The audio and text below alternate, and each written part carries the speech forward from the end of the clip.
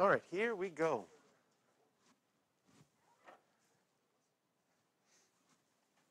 So one of the skills that you're going to use not yet, soon. One of the skills that you're going to use a lot in a lot of courses, not just math courses, but in science courses, and then when you get into the different sciences, chemistry and physics, is how to use a formula and how to manipulate a formula to make it work for you. So one of the formulas that we're going to look at is temperature. Because if you travel to the United States, they measure their temperature different than we measure temperature here.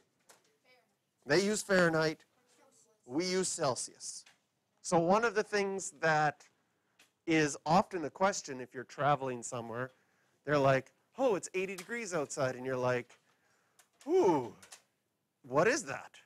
Because we don't deal with 80 degrees. Same thing when they come here, they're like, oh, welcome to Winnipeg, it's minus 20. And they're like, what is that? So what we're going to do is we're going to look at the formulas for figuring out how to convert from Fahrenheit to Celsius. And there's two formulas here. One of them has a decimal. One of them has a fraction. They're both the same. Personally, I like the one with the fraction. So I'm going to rewrite it right here. And the way that a formula works is if you know one of the values, yep, you can write that right in there. If you know one of the values, you insert it for that letter in the formula. So in the formula here, the C is for if you know the value in Celsius, and the F is if you know the value in Fahrenheit. So in this question, it says the temperature outside is 30 degrees Fahrenheit. And you're like, how warm is that? Since we know the 30 degrees is Fahrenheit, we can take our formula, and where the 30 is, where the F is, we can replace it with a 30. And now we have our order of operations question. So the temperature was 30 degrees Fahrenheit. We replace the F with a 30. And if we calculate this, we can tell how warm this would be in Celsius. Okay? If you're using your calculator, you could type that into your calculator all at once and get an answer. If it was non-calculator, you would have to do order of operations. Do you see that you have brackets? You would have to do the 30 minus the 32 first, and you would get minus 2. Minus 2 is technically minus 2 over 1 as a fraction. And if this was a mental math question, I would have to multiply those fractions. Would you agree that 5 times minus 2 is minus 10, and 9 times 1 is 9? So we get minus 1 1/9 degrees Celsius. It's like minus 1. If it was 30 degrees Fahrenheit, which sounds not bad, right? 30 sounds really, when I hear 30, I think warm. When they have 30, it's just a little bit below 0. So if you've worked with Fahrenheit and Celsius a lot, there are some values that you just know. Like I know that 32 degrees Fahrenheit is the same as 0. When they hit 32, we hit 0 as a basic idea. So in this one, we have figured it out to be -1 1/9. Okay? I'd like you to try one. Well, I'm going to get you to try a couple on your own, but I'm going to do one other question. And in that other question, I'm going to give you the other formula. Okay?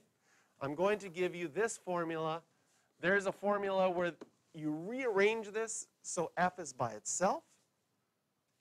And it's the Fahrenheit formula. So we tend to use this formula if we know the Fahrenheit and we want to find the Celsius. And we'll use this other formula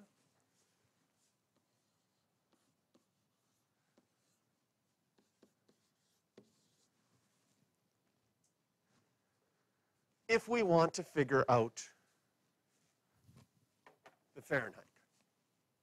Okay? So I'm going to put, this is one important formula. This is a second important formula. Yes, you would do order of operations. You do 9/5 times Celsius, okay? Whatever it is. So now, pick a temperature that you would like it to be in Winnipeg.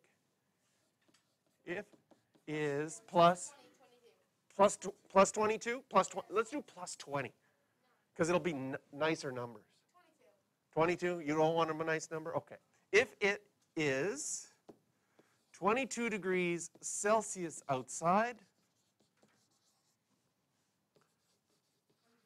what is it in degrees Fahrenheit? So you phone your friend in Miami, and they're like, oh, how warm is it there? And you're like, it's 22 degrees. And they're like, are you talking Celsius or Fahrenheit? And you're like, Celsius. And they're like, I have no idea what that is. And so you say, okay, no problem. I'll figure it out for you. So 22 degrees outside. What is it in Fahrenheit? Well, what we could do is now we plug in the 22 where the Celsius is.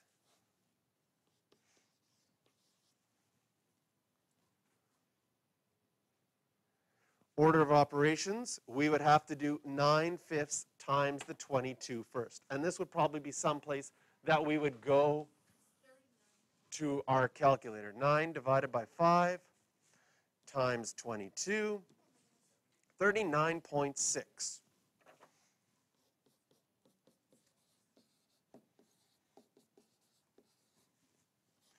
And then you add those together.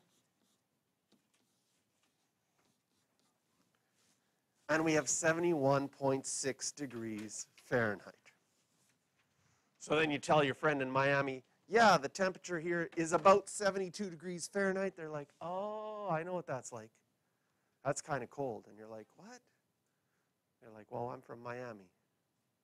That's kind of cold for me.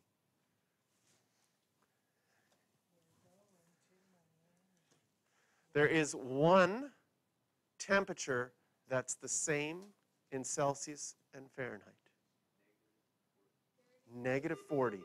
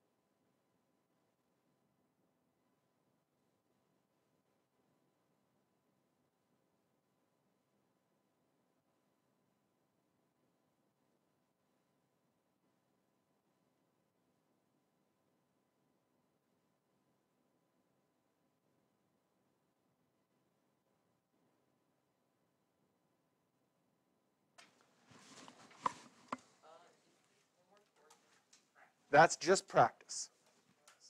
So probably for practice, you'll want to do maybe 5 to 10 on both sides for practice. That would be good, a good amount of practice on that sheet. Get yourself used to the formula. It gets yourself used to how you use your calculator. And if you want to check if your answers are right, you've got Google, you've got maybe Alexa at home, you can just quickly ask, hey, what is 82 degrees Fahrenheit in Celsius? And you'll find out quickly if your answers are right.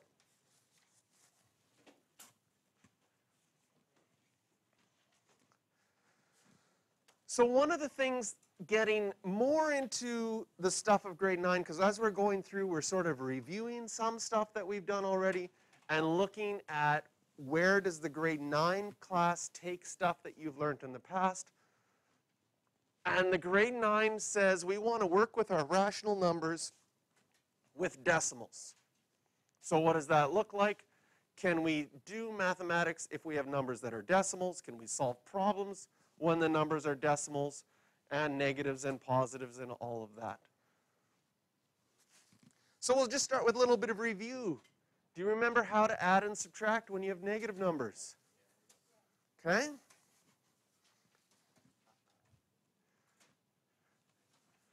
So quickly, get your answers for those 4, and then we'll do a check. Mm-hmm. Yeah. Yeah, perfect. And this one right here? Yeah. Yeah, bracket. And then 68 minus 32. And then close your bracket, and then push enter, and it gives you an answer. Oh, that one worked out perfect. So then that one, you don't even have to switch because it's perfect 20. Yeah, right there. Yeah, some of them you'd have to switch, they give you a fraction, you have to switch back. That one worked out to be a perfect number. Have you ever seen this where it just won't give like 5 divided by 9 and then bracket and it should be just 91? Yes. What's happening here is on that one, right? You put your bracket. Your calculator is thinking you want to do this.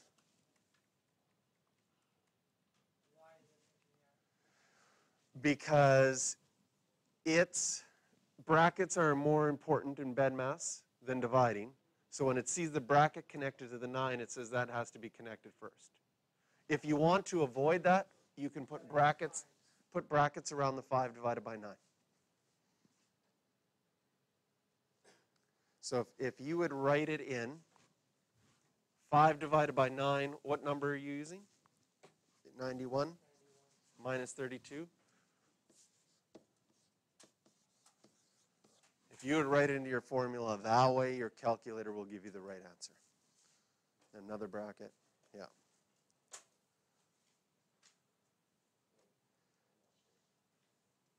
Now, why doesn't it do that with all calculators? Well, some calculators, when you write it, they actually let you write it exactly like this. Yes. Then it knows exactly what you want. But when you're writing 5 divided by 9, it doesn't know, and you have the bracket right beside the 9, it's thinking some calculators are actually doing BEMDAS PEMDAS. instead of BEMDAS. So, which is legitimate, it's just a way of which one do they want. And with fractions, that can sometimes get tricky. Which is... It's just weird because when you put the 5 divided by 9 and then you put a bracket, it should be that Right. in real order, it's just that's the bracket still. So that should be the first thing. You would think. Yeah, it's weird. But that, hopefully that helps you. Now you'll want to test that and do that a couple times just to get familiar with that. And then on the other side, you have that other formula. Because here we're just looking for Oh, you want to see the other one here? I can put it up. Fahrenheit is equal to 9.5. Mm-hmm. This one is this is a nice one. Oh, you got like a brand new one and everything. Okay, what's really cool about this calculator is if you want to write a fraction, you can go alpha y equals. So to get alpha y equals, push enter, and you get the fraction. 5 divided by 9 over bracket 91 minus 32. You can write it exactly like we see it in the formula. Push enter. It can give you an answer as a fraction. I'm going to also show you on this calculator, if you hit the math button, it can change number 2, change that answer back to a decimal. Yeah, so I will help you with learning how to use that calculator as you go, but you're going to really like it. Okay, let's see how your numbers went. Did you get +1, -22, -2, and, ooh, a bunch here. We'd have 11. We got nothing. Okay? Okay, if you're struggling with one of these, for example, -15 plus -7. Think of a number line. You're starting at -15 here. Plus a -7 is the same as subtracting. Subtracting always goes this direction, so you need to go 7 more in that direction. And if you think of the number line that way, you'll probably see that the answer should be -22. But with negatives, it can be very easy to make a mental math mistake as you're going along. Okay, quickly fill in, or did you do these already? Okay, quickly fill in these ones, and we'll go over the answers in a second.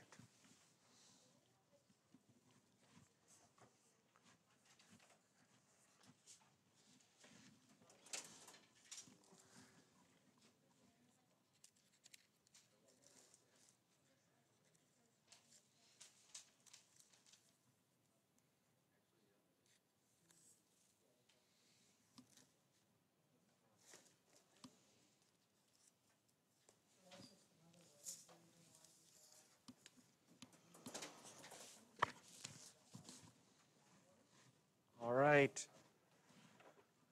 When dealing with negative numbers and multiplying, first of all, I would say just multiply like normal. So 7 times 4, I know that that is 28. And then a negative times a positive is negative. 4 times 5, I know that's 20. And a negative times a negative is positive. Negative, or 6 times 3 is 18, and a negative times a positive is negative. 39 divided by 13 is 3. A positive divided by negative is negative. And 63 divided by 7 is 9, and a negative divided by a negative is positive. Now, I put the positive sign in front just to like show that I thought about it. You don't have to write positive signs in front. You know that, right? Okay, but you do have to write negative signs in front.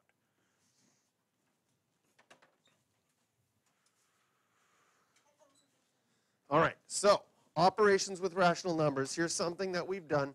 We have dealt with temperatures. In Winnipeg, the average temperature in January is -16. Our January was much worse than that.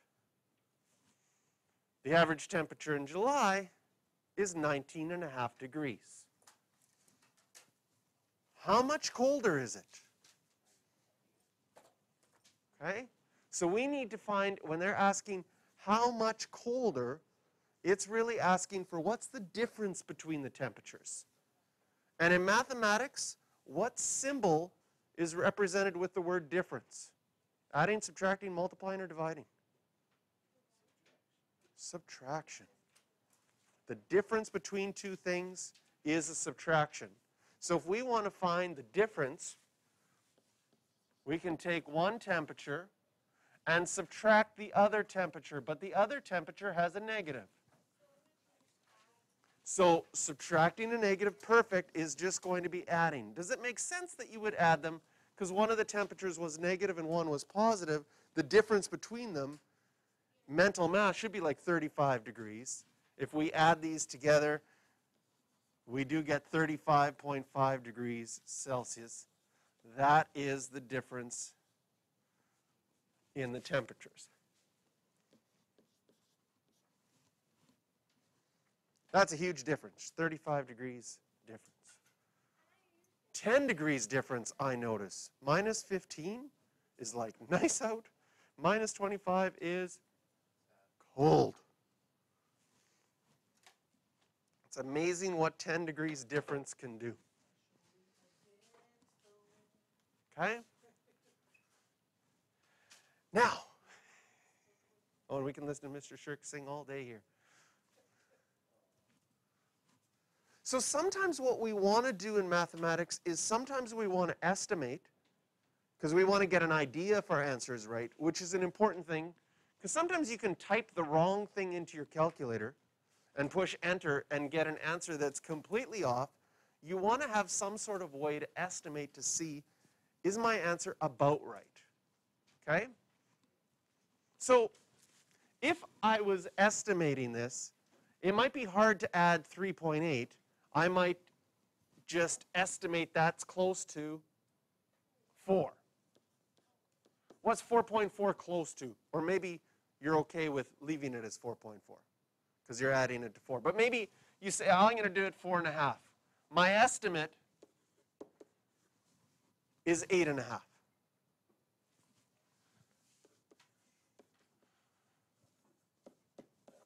Some people would say, well, I'm going to just change them both to 4 because 4 plus 4 is 8. That would be an okay estimate as well. What you want is you want to get an idea of what the answer is. And sometimes you can use your estimate to help you figure out what the actual answer is. So the actual answer for this one is 8.2.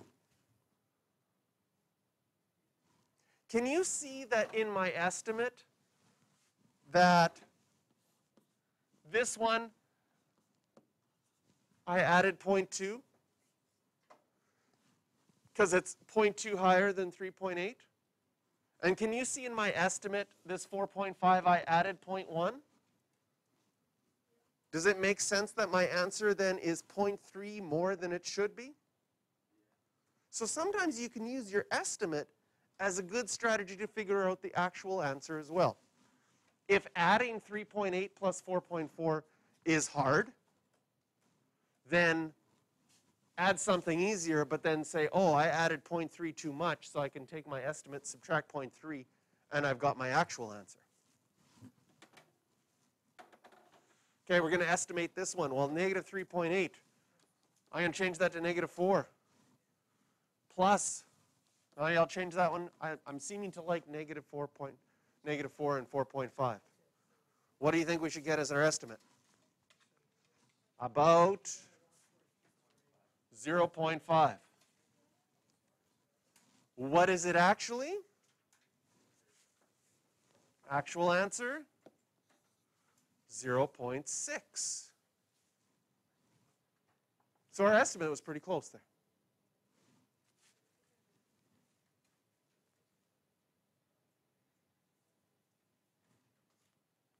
For this one, I would estimate I would go 4 minus 4.5. My estimate would be negative 0.5. Actual answer, negative 0.6. And you can check these with your calculator, right? You can type things into your calculator to check them. What is nice about doing an estimate is you get an idea if you're close.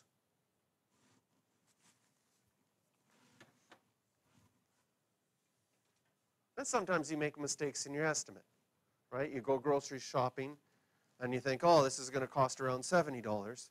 And you get to the till and there's like, it's 110. You're like, oh, guess my estimate was wrong.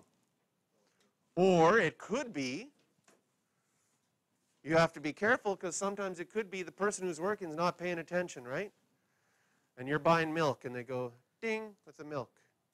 And then you buy orange juice and they go, ding, and then they look around, ding, and then they ding, ding, ding, ding, ding, ding, and then they put it there.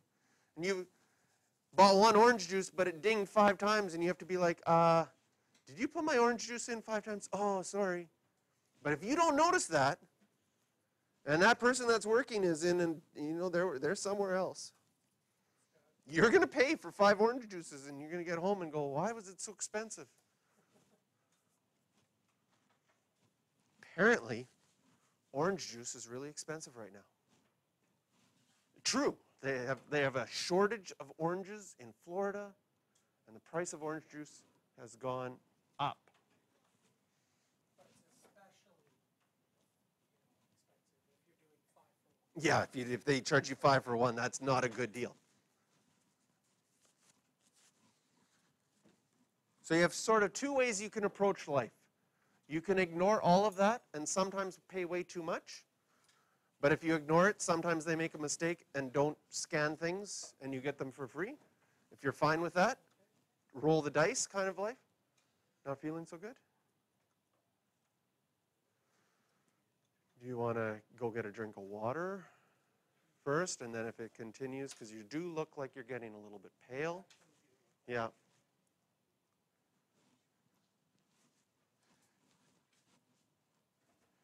Mr. Shirk, do you want to go with her just to make sure that, or do you want to?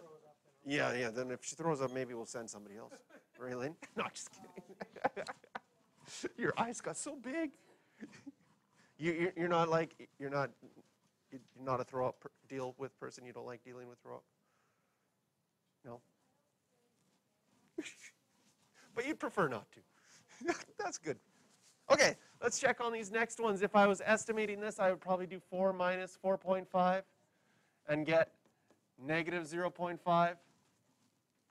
But when I check the actual answer, it's negative 0.6. And here I would have negative 4 minus 4.5, negative 8.5 as an estimate.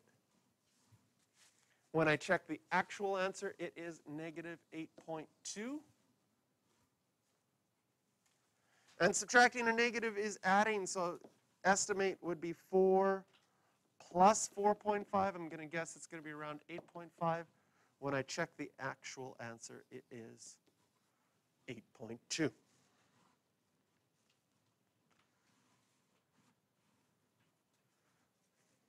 Now, in mathematics, if I was going to be a picky mathematician, I would get mad at some of the things that I wrote here. Okay?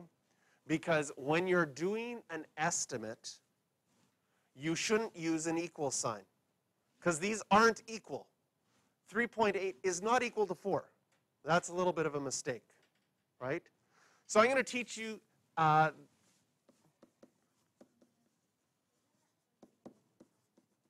they have a couple of estimate signs that are allowed. You're allowed to squiggle your brackets. Have you seen that before? Or put a dot over top. So I'm going to just, because these ones were estimates, I'm going to put a dot over top of the ones because I'm a fussy mathematician and it kind of bothers me that I put an equal sign when they weren't quite equal. I was fussy. Particular. I'm gonna change I'm not going to say I'm fussy, I'm particular. Is that the same thing?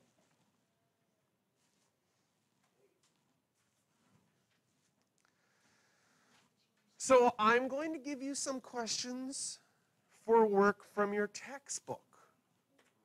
Okay? Page 60, questions 4 and 5. If you don't have your textbook here, then you can work on the formulas with Celsius and Fahrenheit. Okay?